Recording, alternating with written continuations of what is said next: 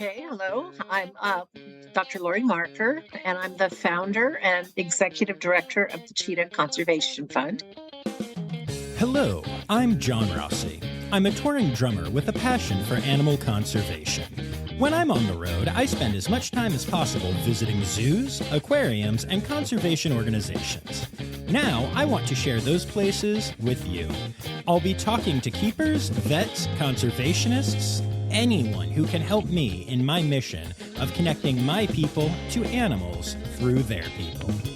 Join me on my Rossifari. Hello, and welcome back to the Rossifari podcast. Y'all, I am so excited to be continuing season 4 today with a guest that I have dreamt of having on this podcast for a very long time.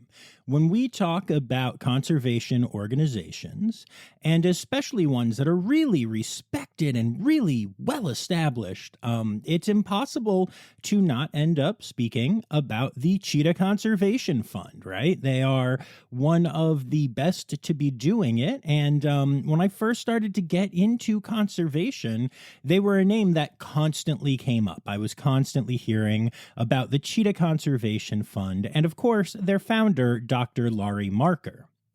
And because of that, I kind of realized that, this is a person who I've come to respect and a person who I really enjoy the work they do. And yet, I don't really know much about her. By the time I got to this world, CCF was hugely established, really popular. People love it, doing great work. Yay. But who is the person behind it? And today we really get into that. Dr. Marker had an entire life before getting into cheetahs, and it's a pretty cool story.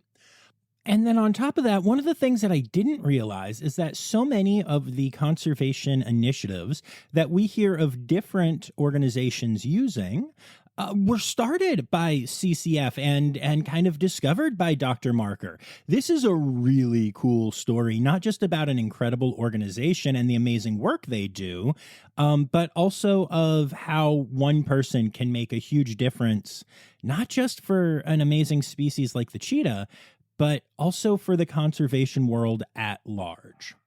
And, because of all of the amazing stuff that I have heard on this podcast, I am feeling inspired. So I am going to do something we haven't done for a little while on here, which is I am going to set up a fundraiser for the Cheetah Conservation Fund. And it's a lofty goal, y'all. But if we raise $500, we can actually sponsor a livestock guarding dog for a year in Africa. And that's what I want to do. And if you don't know why I'm talking about dogs in an episode about cheetahs, trust me, you're going to hear all about it, and it is incredible. It's such a beautiful story. And so I want us as a community to sponsor a livestock guarding dog. So for the next 2 weeks or so, I got to look at how I can do this all online.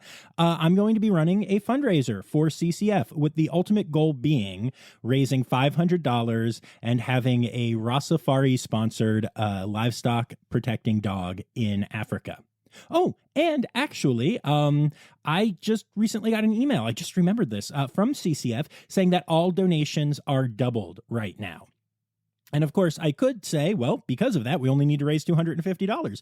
But no. For the rest of this month, which is August, in case you're, not listening recently, it was August of 2023. The donations are doubled. So if we can raise this $500, we can arguably sponsor 2 dogs in Africa. Could we raise more? Let's find out, y'all. Let's see what we can do to help this amazing, amazing organization. Oh, and one last thing before we get to the interview. I just wanted to say a huge thanks to a lot of people who had to come together to make this interview happen. while we were trying to schedule an interview, Dr. Marker was on tour in different places through the US. I was also on tour, but a different kind of tour through different places in the US, and then was back in Namibia, where CCF has one of their headquarters, and then was in Somaliland when we were finally able to talk. So coordinating all of this truly took a full team, including Susan, Dion, and Paula at CCF. And I also want to say thank you to my good friend and a wonderful listener who I've gotten to know well through this podcast, Mark Hansen, who made this connection with CCF for me and kind of got me in the door.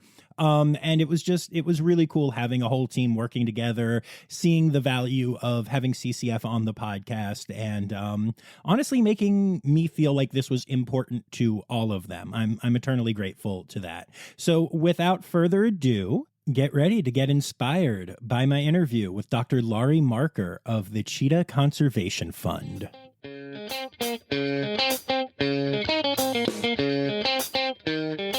And I work between Namibia and Somaliland and all the other range states where cheetahs might live, or maybe want to live again if they've been extinct. I am so excited to have you on the podcast. Thank you for doing this. When I launched the podcast a little over 3 years ago now, I had a kind of dream guest list, and you were on that first list. I just respect what you do so much, and I'm so excited to have you here. So thank you for that.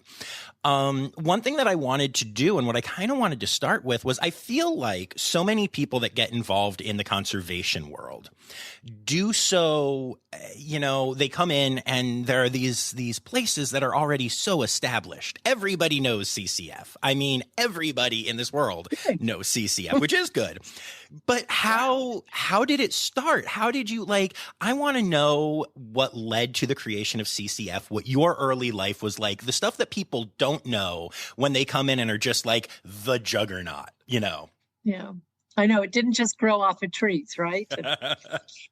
So how did you get started with conservation? What's your educational background? When you were a kid, did you like animals? All that good stuff. Well, I definitely liked animals when I was a kid, and I was supposed to be a vet. But I grew up on the back of my horse, and I always had dogs and cats and rabbits and goats. And again, I was supposed to be a vet, but instead I went to agriculture school. And my first degree is as a winemaker and a grape grower. So I did take agriculture seriously and learned an awful lot. I think it's very important to have that agriculture background as well. But when I moved to Oregon from California, where I was in Napa, and I helped develop the Oregon wine industry as one of the actual pioneers, I guess. There was a wildlife park that had just opened, and this was in the early 1970s. And I needed a job to support my business and went in and said I lived right down the road and my background is in animals. And by the way, I'm going to donate a couple of my dairy goat kids to you for your petting zoo. So I said, can I get a job? And my background had been as a vet tech. And so I basically got a job at the wildlife park and started caring for everything there was. I ran the veterinary clinic and took care of all the special animals. And those special animals included things like cheetahs, as well as lions, tigers, and all these other amazing species. I worked with over 300 species of animals at that point in time. But my focus and interest was on cheetahs. So I fell in love with cheetahs. And they basically took my life. I love to ask this question, and I know that a lot of times there's not an answer. But why? Why was it cheetahs? What was it that made them your heart animal when you're working with 299 other amazing species?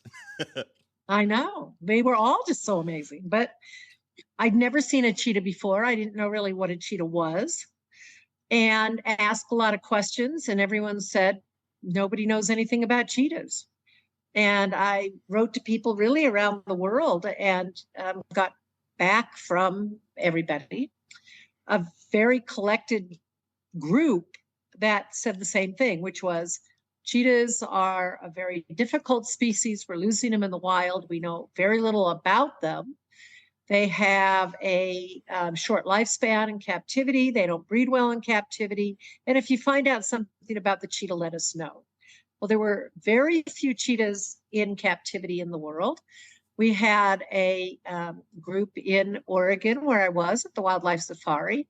And I was just amazed that this species that had been revered by kings and emperors and pharaohs for 5,000 years, that we knew very little about this amazing species, the fastest of all the land animals. And I wanted to help the world know more about them. And so I started recording everything I could about the cheetahs that I was working with, developed the most successful breeding program for cheetahs in North America, and the third most successful in the world. But still, there were in America at that point, 100 basically cheetahs in captivity. So the numbers are very, very small. And so I felt that something needed to be done, and especially if we were losing them in the wild. And I ended up with an amazing research project in the middle 1970s, where I ended up in Namibia. At that point, it was called Southwest Africa. And that's where all the cheetahs had actually come from. And my job was to actually take a cheetah that had been born in captivity and take it back to Namibia to find out if a captive cheetah could learn how to hunt. So I've done a lot of full circle, but with that, this cheetah that I did take to Africa, I'd raised her from a tiny cub, and I think she, as a cheetah, looked at me and said, this lady's going to work really hard for us. And I always say, by going to Africa, she gave me a vision, and she showed me a path that needed to be taken to save the species. That's the best way I can describe it, because I basically dedicated my PhD to this cheetah, because if it had not been for her and the first opportunities that I had, I would never have ended up in Namibia and saw what I saw. And that was not just beautiful cheetahs in the wild and beautiful Africa. I saw that the farmers were killing cheetahs like flies, 800 to 900 a year. They hated them. They were vermin. And here I was thinking that they were the most amazing animal there was, and couldn't understand why farmers hated them. So that's how I guess I fell in love with the cheetah, is that nobody knew anything about them, and I wanted to know everything there was, and I wanted to share that with everybody in the world. That is so cool, and that is so inspiring. I really love that. Why did farmers hate cheetahs? It's the same reason they hate all of our predators, a perceived threat to livestock losses. And there is actual livestock losses. And so when I moved back, I actually traveled to Africa a lot after that first trip. And at that open, I think once they say, once you go to Africa, you never turned back. And so I finally ended up moving there in 1990. But between the middle 70s and the time I moved there, I traveled back and forth to Africa a lot, because I wanted to find out more about where they were living. Most of the cheetahs were found outside of protected areas, and farmers were killing them. And really, were they eating that much livestock that they could be killing that many cheetahs? Or was there other reasons? And was it more of a perceived threat to their livestock loss than actual? And so when I did move there in 1990, after setting up the foundation, that was one of the first things I really wanted to tease out, was what's going on the ground with the farming communities, and are they really killing that much livestock? So, those questions back in those days were just fascinating. But farmers hate predators. And there were other reasons to it as well, is that in the 60s, the population of cheetahs in East Africa had pretty much been thinned out very badly. Many of these animals were going into zoos. Again, zoos, they had a very short lifespan. CITES was not developed. CITES came forward in the early 1970s, and that stopped then any export of animals from the wild to be imported into zoos. And so zoos then had to start cooperating to breed animals together, which is the beginning of the zoos and modern zoos that we know today. But from that, the cheetah numbers were very, very low worldwide in captivity. And in the wild, after the numbers were so small in East Africa, they came down to Namibia and started taking the animals from Namibia. And so there were game dealers that I got to know. And fortunately, many of them I helped close down in the first few years I was in Namibia, because they basically would say, oh, yeah, I can sell your animals. So, catch them and I'll sell them. But then in the 70s, with CITES that went into effect, the farmers would catch the animals. They couldn't do anything with them, and so they just kill them. And there were more males caught than females, but everybody wanted females. For every one female cheetah that a dealer could sell, they'd probably catch 20 males. And so you could see that kind of loss was just crazy. And so that was one of the main reasons why the farmers were also catching them. And then, of course, they had to say to the government, oh, it's because they're catching their livestock. So, or wildlife. And so that's the other thing, is that in Southern Africa, South Africa, and Namibia, a lot of these game fenced farms started coming into effect. And a game fenced farm is a very high fence that animals can't jump out of. And so they're in a large fenced area, but they're wild game, which is what the cheetahs are supposed to eat. But if the cheetahs got in a game fenced farm and it was like candy to a kid, that they were catching wildlife, and then the farmers in these game fenced farms were actually catching and killing more cheetahs than the livestock farmers were. So all of that you had to tease it out. And I feel that that's really important, because now I'm also based in Somaliland after 35 years almost of extensive research throughout other areas of Africa and Namibia. And we're finding with the illegal wildlife pet trade, it's almost a similar type scenario as that of why farmers were killing cheetahs in Namibia. In Somaliland and this region, what happens is that game dealers have found out, or poachers basically, illegal wildlife trade salesmen, have found that people like them as a pet in the Middle East, and they have been able to come into these rural communities and say, find cheetahs, I'll buy them from you. And so a lot of the farmers here have also wrapped that around the aspect of potentially catching their livestock. But primarily what they've done is they've figured out that they can go find the cubs and then sell them into the illegal wildlife pet trade. So, I see similarities, although I don't know if other people, with the way I'm talking shortly, quick like this, whether you can understand those similarities. But that's what happens when people don't know things and want money for animals. Absolutely. I know that with Red Panda Network, the founder there says that there can be no conservation on an empty stomach.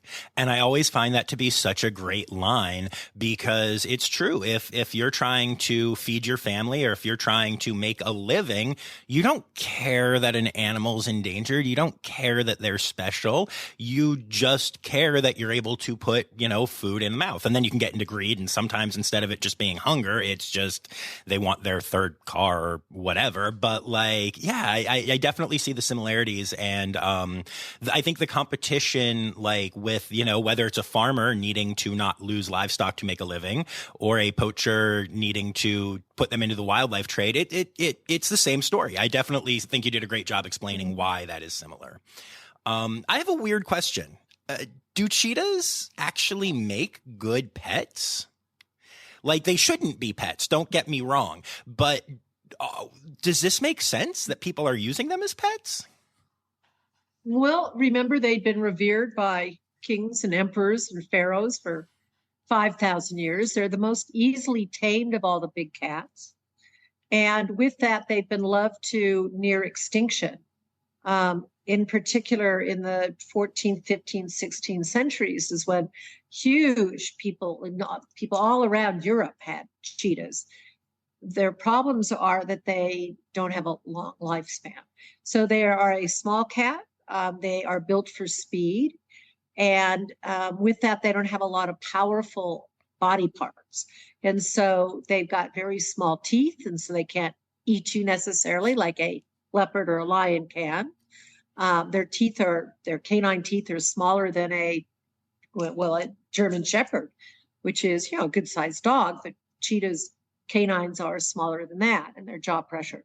They also are the only cat that has semi-non-retractable claws, so they don't have sharp, powerful claws that can rip you up like a leopard or a lion can. Their claws are more dog-like. And with that, because they are so fast and they don't have a lot to protect themselves, they have what's called flight versus fight. And so you can chase them away from even their food. And so that when they're tiny cubs, and you can get them when they're under a month, they bottle raise and they do tame up. Are they a good pet? No, of course not. But that's why they have been used and selected, I think, is that they're smaller than a lion and a leopard.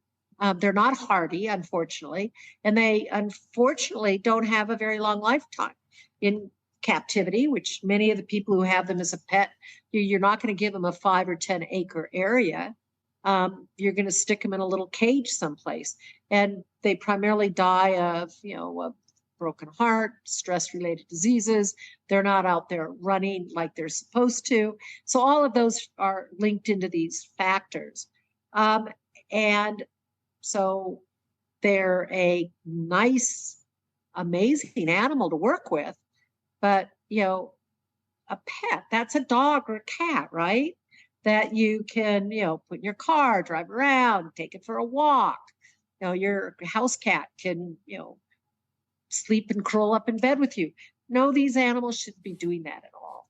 But when people have this urge to overpower things, I'm cool, I should have a lion or a leopard or a cheetah, a lion or a leopard or a tiger could eat you where the cheetah's not going to. That makes sense. Because like I said, they should not be pets, obviously. But I was curious why there's such a, why there is such demand for them. And that does make a lot of sense. And they're, they're elegant and beautiful, but still.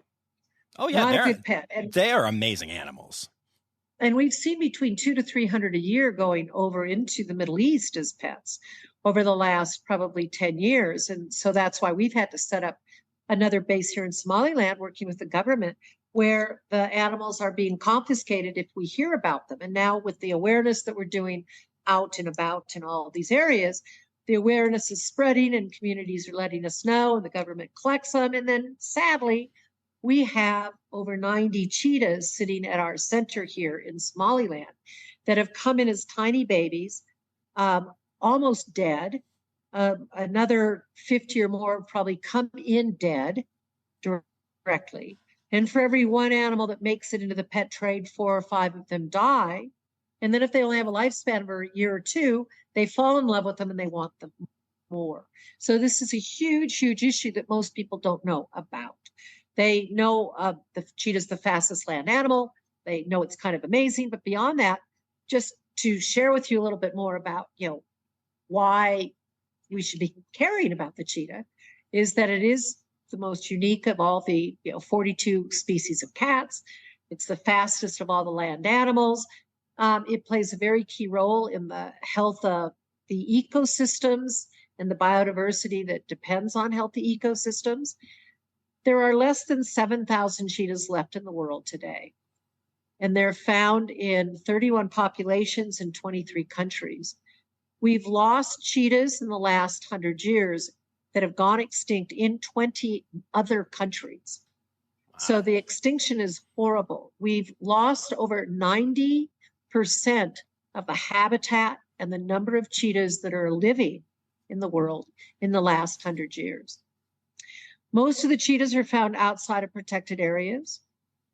And that's why we have to work with the livestock farming communities throughout Africa. And within the 31 populations, 20 of those populations are under 100 individuals. So the last of the Asian cheetah are found in Iran, and there is only about 12 cheetahs there. So these are real critical issues that we're facing and dealing with. And so from my work with the Cheetah Conservation Fund, when I set it up, it was to try to figure out ways to keep the cheetahs living free and in the wild. And with that, we've had to develop programs that work directly with people, the farmers on the ground, and then obviously working very closely with the governments in order to have them help develop programs that will also try to help save the species in their countries. That makes a lot of sense. And I want to kind of delve into some of the different things that y'all are doing and the different programs, and, you know, how you're trying to save cheetahs. And I know there are a ton, and I only know of some of them, I'm sure. But one of the things that I find fascinating is the livestock guarding dogs. So can you share that whole thing and even just how you came up with that idea? It's so cool. Yeah, no, the dogs are wonderful. Well, I was living in Oregon in the 70s, and just, fascinating how much we as humans hate predators. In the United States, there's obviously a huge lobby and organizations within our beef and our sheep industries there. And the United States Agriculture Department was very concerned in the early 70s, should be still probably now, in the amount of poison that was being used against coyotes and actually domestic dogs. A lot of it really around the areas where there were farmers, the cattle farmers. And so the poisons were causing a huge problem. But if you look at the coyote, which is interesting, similar to our jackals here in Africa, and other species, that when you kill a lot of them, they actually over-reproduce. And so the agriculture department was putting huge amounts of money, millions, into trying to stop these predators from coming in and eating the livestock, and it wasn't working. And so they said, maybe there's some other solutions. And so a team actually from Hampshire College went over to Europe and started looking at the livestock guarding dogs that were on the ground, and herders were using them and had been using them for 5,000 to 6,000 years. And yet people had forgotten many of the old ways of living with predators. And there's about 20 different breeds of livestock guarding dogs. And so they brought back several different breeds into the United States and started looking at how they were doing. And so it was a very large research project. And part of those dogs came to Oregon, in the area where I was living, which was in a very large sheep community. And I learned all about the dogs there. And the dogs that I selected, that I was most interested from these 20 different breeds, was the Kangal dog, also known as the Anatolian Shepherd, which comes from Turkey. And they are a very large breed. All of these are large breeds, but why I selected the Kangal is that they live in vast open spaces, unattended. And so they're an independent thinker. Many of the other breeds are like to be closer to homesteads. Oftentimes in Europe, a lot of the ranching or the farming now has come into kind of backyard farms, and the dogs prefer to be closer in, where the Anatolian Shepherd and the Kangal dogs actually are, for thousands of years, have been covering huge areas in the Anatolian Plateau. And so they move a lot. And they also are very short-haired. Their coat is short-haired, but they also are used to fluctuating temperatures like we have in Namibia, which is a high desert. And with that, we've got very, very cold nights, and we can have very, very hot days. And we can have very, very hot days and hot nights, but in the desert that we're in. But these dogs are very used to that kind of climatization. And so that's why I selected that breed. They are large. We've raised them up with the small stock, as well as now we've been placing them with cattle as well. But there's a difference in that. The small stock, they're easier to work with because they go back and forth with the small stock. The large cattle are harder to actually work with, to place the dogs with. But they grow up with whatever they're going to be taken care of. And then they become the guardian of that animal. And they guard by being alert and aware, and they bark loudly if there are intruders. And if an intruder does come in, then they will fight to the finish. A lot of people think that predators are wanton livestock catching animals, that they just are out there wanting to eat your livestock, and they really aren't. They're opportunistic. And so if you can, protect your livestock, then the predators won't come in. And the way that these dogs work is that they actually mark territory, they bark loudly, and that the predators know that the flock is then protected and avoid that area. And so that's a lot of what is important. And we've been now breeding and working with these dogs for, I think, about 27 years, and have bred and placed over 750 dogs and placed them with farmers throughout Namibia. And we see between an 80 to 100% decrease of livestock loss due to all of the predators, not just the cheetah, but all the other predators as well, from the leopards and caracal and jackal to, even the human predator.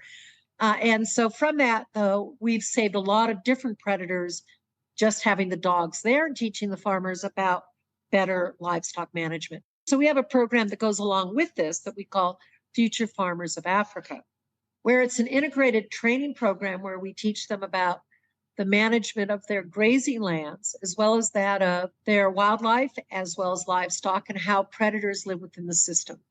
And therefore, what we really want is to have a healthy system that has wildlife, livestock, and predators all in it, which can be done. And those are the things that we practice and we teach. So we do have a working farm, and we practice all of these aspects. So I'm a farmer still, and we raise goat, sheep, and cattle, as well as being on a wildlife reserve. It's not fenced, it's called a conservancy.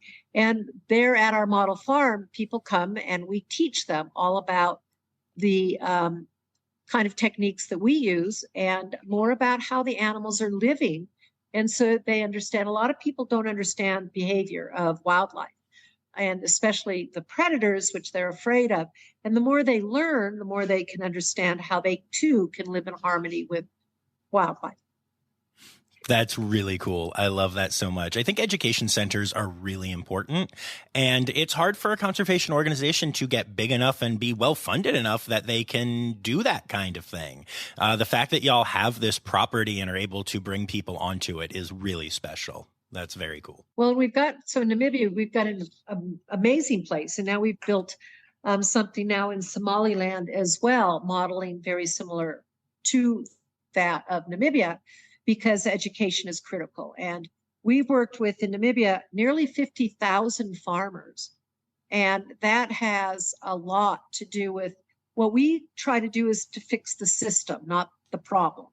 And the problems come from the bottom, and the cheetah is kind of at the very top of this pyramid, but we have to try to fix everything in between. And that's what we're doing here in Somaliland at the same time, is taking the successful programs that we've had in Namibia and adapting them and bringing them to Somaliland. But unfortunately, in Somaliland, they don't like dogs. And so the dogs aren't going to be one of the solutions here. Oh, that's weird and fascinating. But who doesn't like dogs? Well, it's part of their religion. So interesting.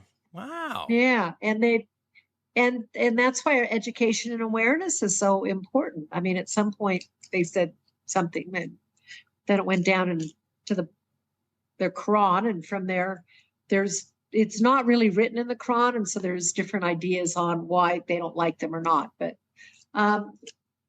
we're trying to help here with the street dogs because there's so many in spay and neutering, and we do the same thing in Namibia, where we've gone out and worked with the rural dogs on farmlands to vaccinate them against rabies and also canine distemper, because the wildlife is living on the same land as these animals, and you can end up with a lot of cross-contamination with viruses and diseases, which, of course, you know, because your wife is a vet and was one of our interns in Namibia, where we do a lot of training of interns of a variety of different disciplines. So obviously, much of our work is around biomedical, because we're fascinated with not only the cheetah, but the overall health of many of the wildlife species, as well as the genetics. And we do also have a genetics lab, which is much of the work that we're involved in to try to understand the, when you end up with such a small population, there are consequences of those, which are also reproductive consequences and health consequences. And so we study all those different aspects around the cheetah. And so we do have a registered veterinarian clinic and several vets that work with us to not only take care of the cheetahs, but also, as I said, we call it the One Health program out in the villages with the communities, which ties into our Future Farmer of Africa program as well, that we work with the farming communities and then often bring them to CCF. And then with our school programs, we've taken what we do to try to teach the school children more about why the cheetah is special. And our programs are called A Predator's Role in the Ecosystem. And so we teach how a predator fits into the ecosystem. Obviously, you have to start with what's an ecosystem. And so the cheetah is a wonderful teaching tool, because it does play a key role, and it also brings in the aspects of One Health, disease, as well as that of livestock and humans' food chain. And so the cheetah's been pretty amazing with what we can utilize it for, and work with people of all ages to try to help give them the awareness to hopefully save the species.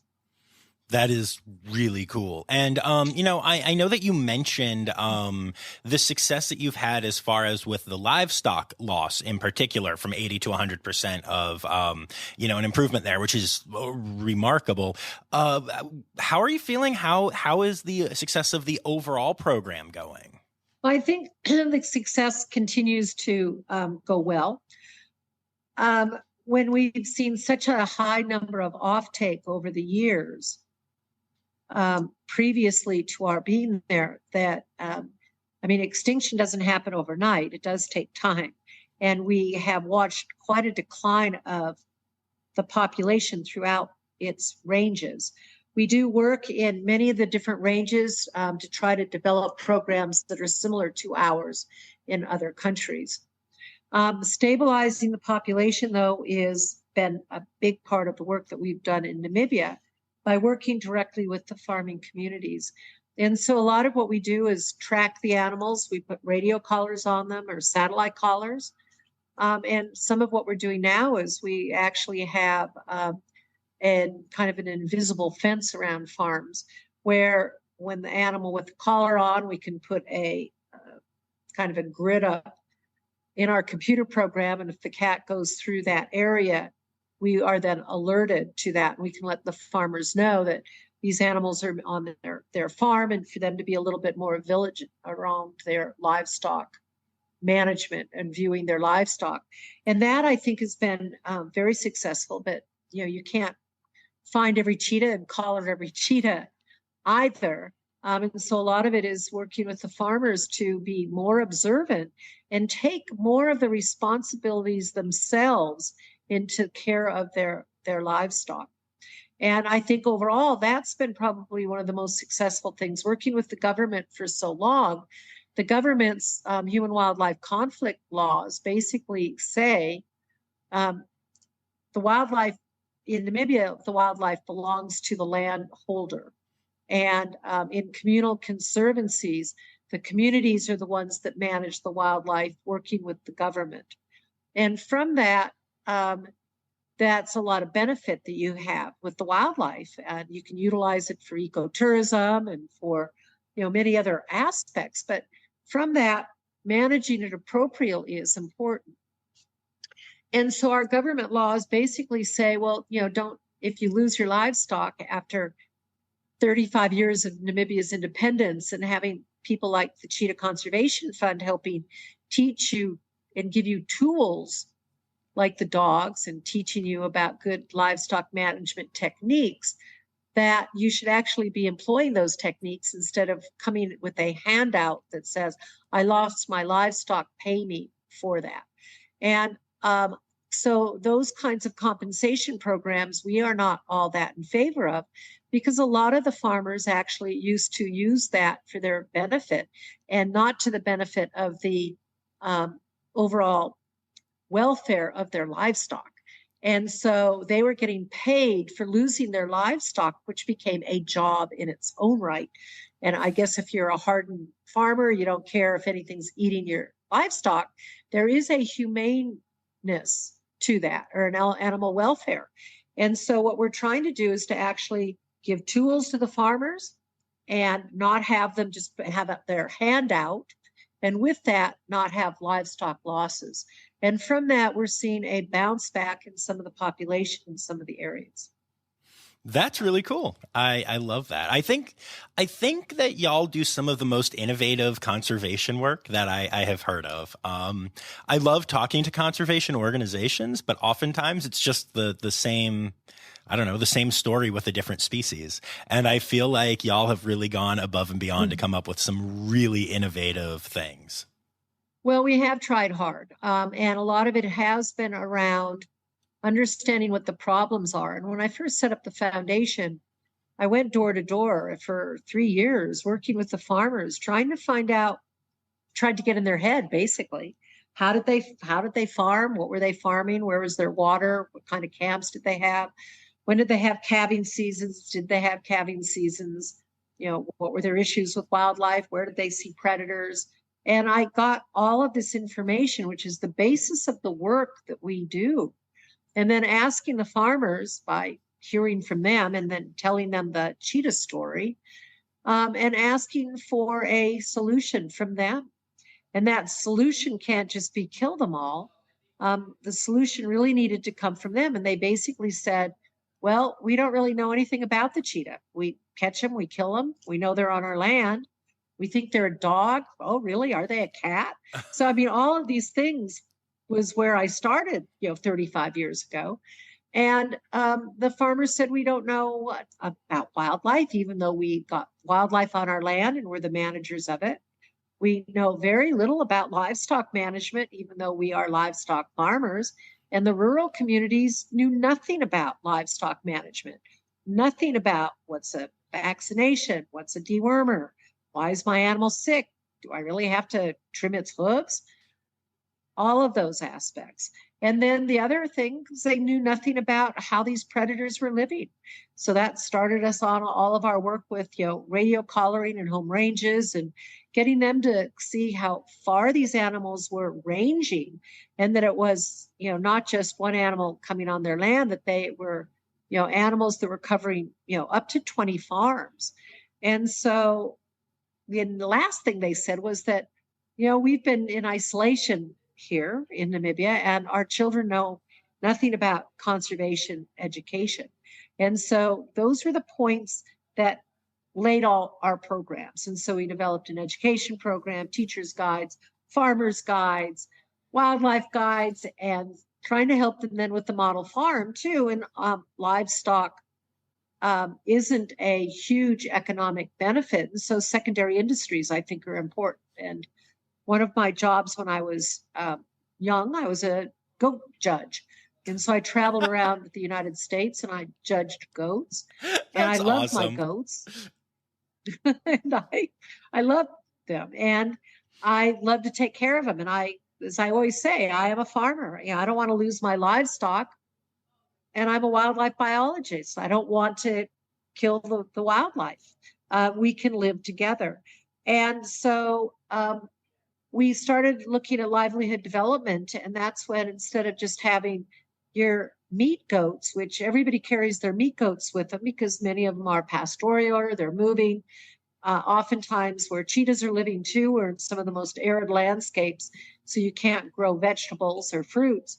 And so having the livestock on the hoof is basically their food and their livelihood.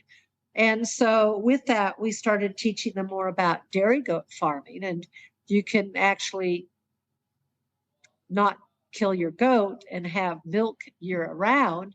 And with that milk, and it doesn't take as much grass as a cow does, that if you have a milk goat, you can actually make cheeses, and those cheeses become part of protein, and you don't even have to have refrigeration. So many of those aspects are other that we're also looking at, but also other livelihoods. You can make soaps or fudge and things like that that you can sell. So that's one aspect that we've looked at. And then on another level, with so much livestock, you do end up with habitat degradation.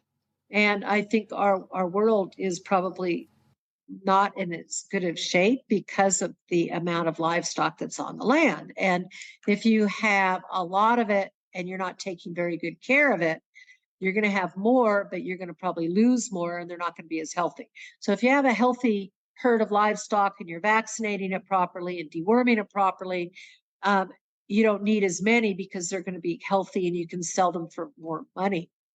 So that's another thing, is kind of looking at those aspects. But why is the land so degraded? And with huge amount of livestock on arid lands, you end up with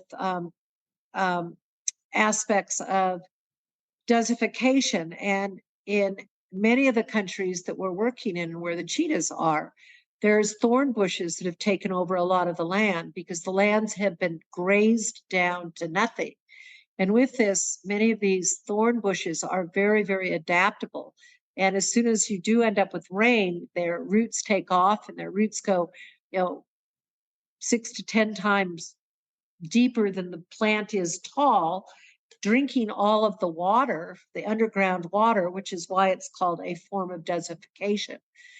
But we call it a thickened thorn bush or bush encroachment, which has taken over in Namibia about 50% of the land. And we found that farmers were killing more predators because of this bush encroachment. And again, coming from Oregon, where we've got quite a timber industry, I used to see a lot of chip trucks going by. And I thought, well, I bet that bush that's out here has value.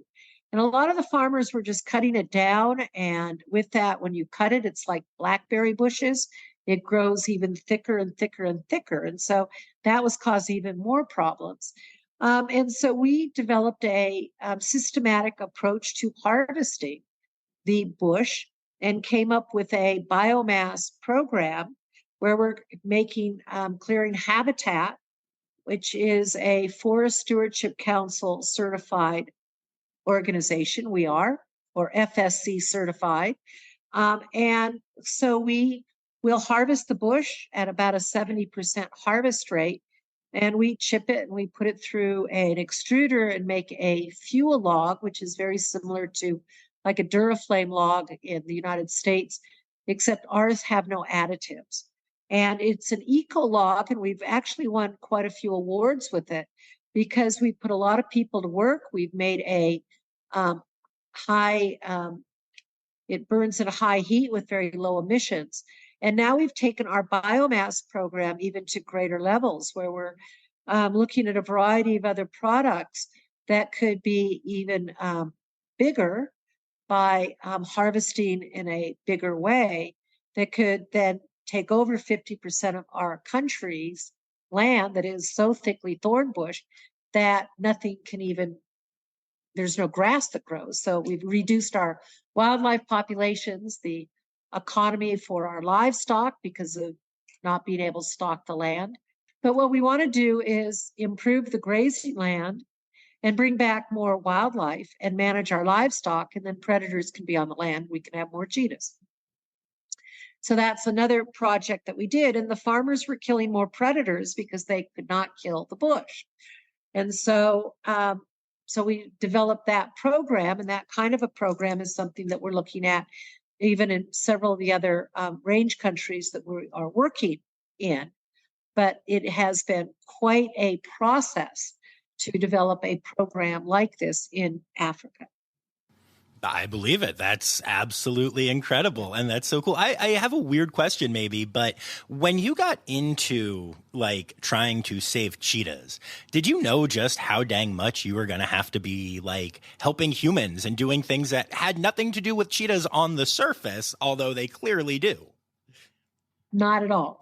I had no, and back when I started, people didn't know that either. When I set up the Cheetah Conservation Fund in 1990, it was the first predator organization that was not working in a game reserve, just studying the animals in the park. And I already knew what a cheetah looked like and had been working with it for such a long time. Really felt that we needed to work on the ground with the people on whose land the cheetah was living. But I had, again, it was organically grown out of the needs from the farmers and started just putting pieces together. And that's how we've developed our programs. But again, we started, nobody else had ever done this before. Absolutely incredible. There's one other thing, because I know we're running out of time here, but there's one other thing that I really wanted to talk about, which is a newer initiative, which kind of blew my mind, which is the reintroduction of cheetahs to India. So I know that there were cheetahs in India and then they went extinct in the area. And now CCF has reintroduced some cheetahs into India. And they're African cheetahs, but I guess genetically they're so similar that there's no difference. But I would love to hear about that, both why you're doing it and like what the thought process was. That seems like a big project to me. Well, it's a very big project, but we've known, as I said in the beginning, that there have been about 20 countries where the cheetah's gone extinct in the last 100 years. And I got started doing my research back in the 70s, trying to find out what steps could be involved in bringing cheetahs back if indeed they went extinct. And so it was groundbreaking research and found that a cheetah could learn how to hunt. And so we've carried that forward with at CCF in Namibia. We've got a sanctuary where we do end up with cheetah cubs that come in. Most of them are not in at when they're tiny babies, and so they're not bottle raised, which means they're a little bit wilder, and you can raise them up until they're a couple years of age, and then work on putting them back out into the wild. A captive, an animal that's been bottle raised, you don't really want to do that with, because although they might learn how to hunt, they kind of are not afraid of humans, and so want to be where humans are and could come into where your goats and cattle are. So we don't use animals like that. But this has been a process that's been ongoing. And when India lost their cheetahs in the 50s, they wanted to have always wanted to figure out a way of bringing cheetahs back. And how do you go about doing that? Around 2009, there was a important meeting that came together with people like IUCN, the cat specialist group, the reintroduction specialist group, the veterinary specialist group. And our job was to work with the forest rangers and the government of India to find and recommend solutions for potential reintroduction of cheetahs back into India. And one of the things that first came forward was, well, which subspecies?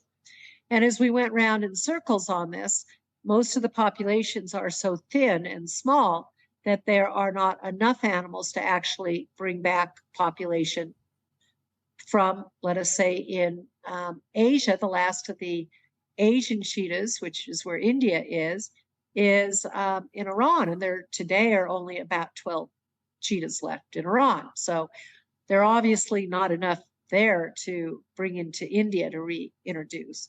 India's population has been extinct for 50 some years. And so it was felt that we could only use a subspecies, of which there were a number of, that we could bring more into for repopulating a population. So a population doesn't grow just from two animals. And so you have to have enough animals to be able to reinforce and bring in. So that's why we selected the Southern African cheetahs. From there, then, where do you find habitat? And so the government rangers and researchers found several different reserves that they felt would be appropriate. A couple reserves, one of them where the Kuno National Park is, was actually designated, and then wildlife being there was looked at for the cheetah. So it was also originally looked at to split the Asian lion population, where the Asian lions are only found down in the south in a place called Gujarat. And that population has never been split. So they thought, oh, well, they could be split in Kuno up in Madhya Pradesh. But then the government in the south didn't want to move their animals to the north because then they'd get the tourism. They didn't want to split their tourism. So again, I'm just saying that there's a lot of politics that go into conservation as well. And the long and the short of it was that finally the Supreme Court said, all right, we're ready for cheetahs to come in.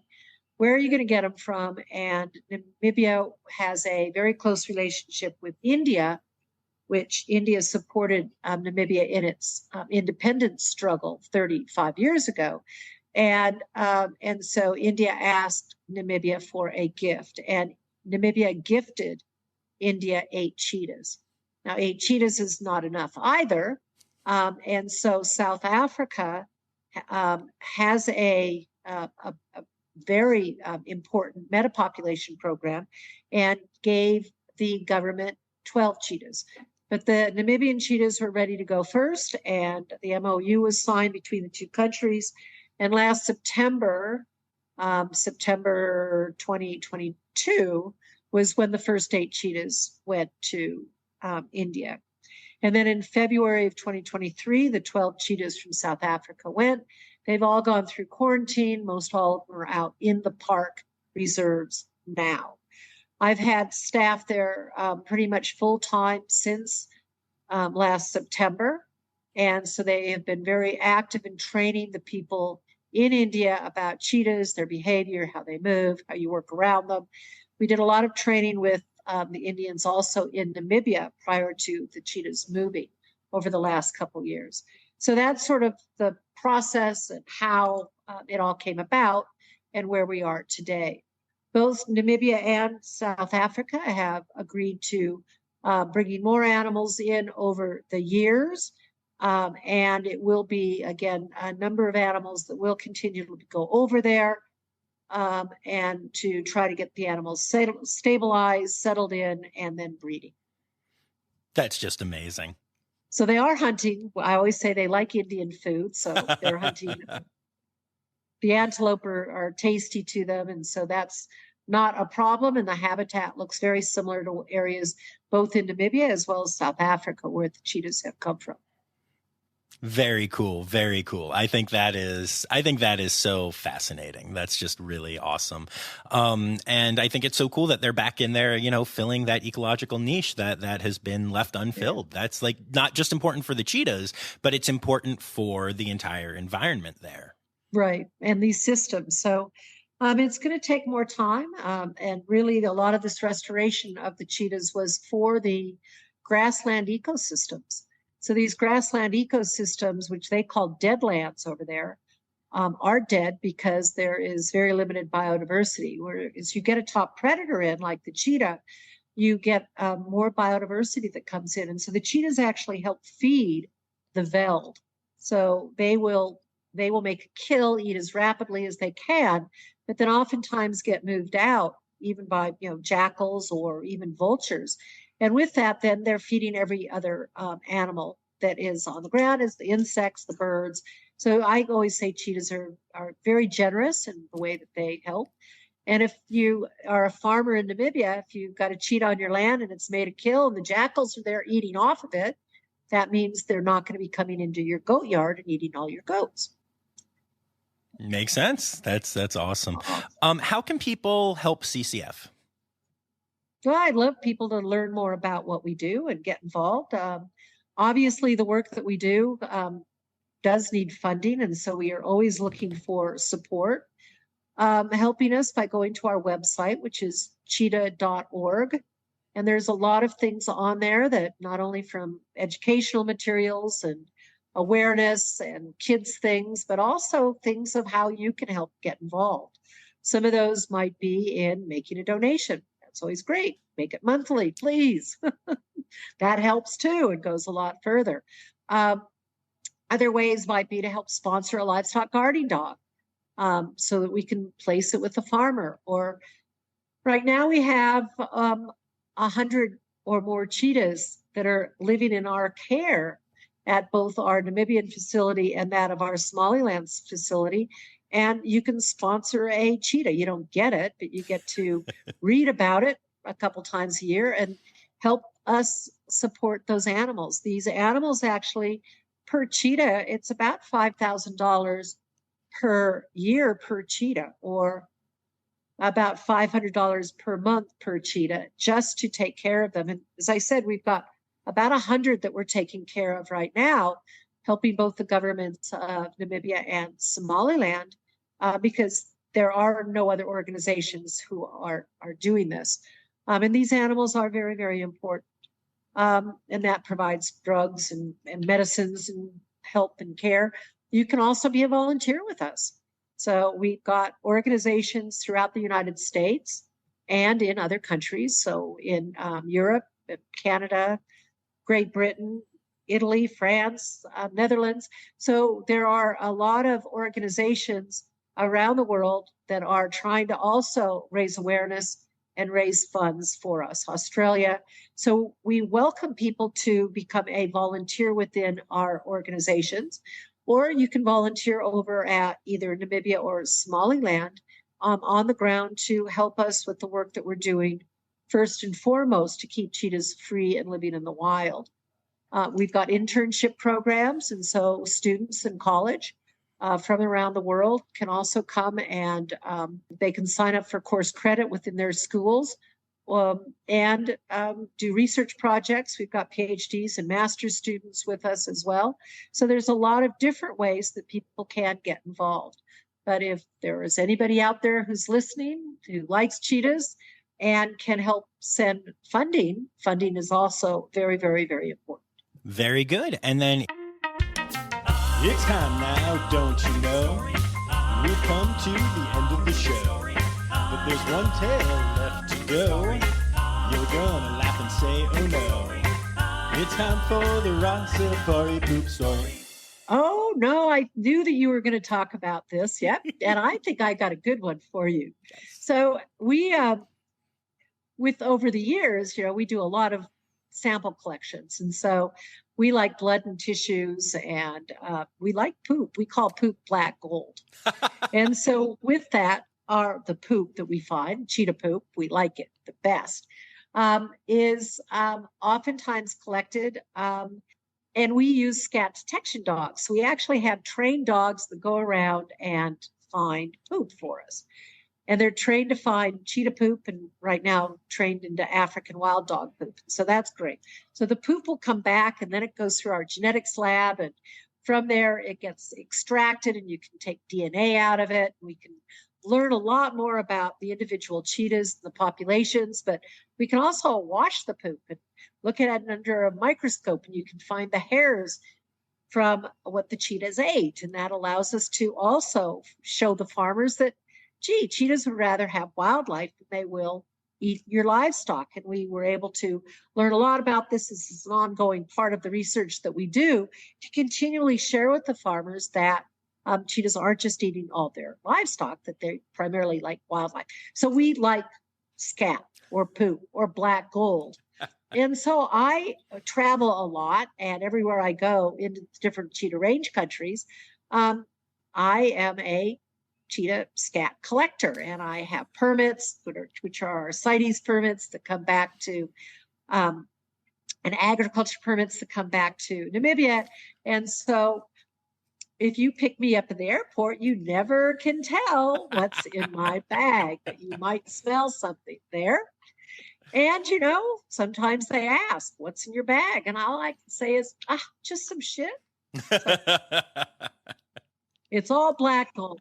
Amazing. Amazing. Thank you so much for taking the time to do this. Absolutely. Well, I hope that some people who are listening love cheetahs and will help us save them. Our time is short. The time for the cheetahs is in our hands.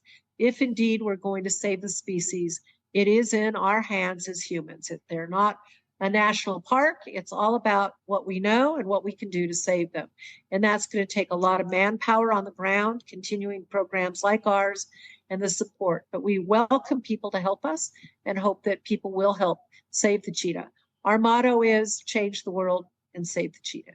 Love it. Thank you. Thank you. So go to our website, cheetah.org. Thanks.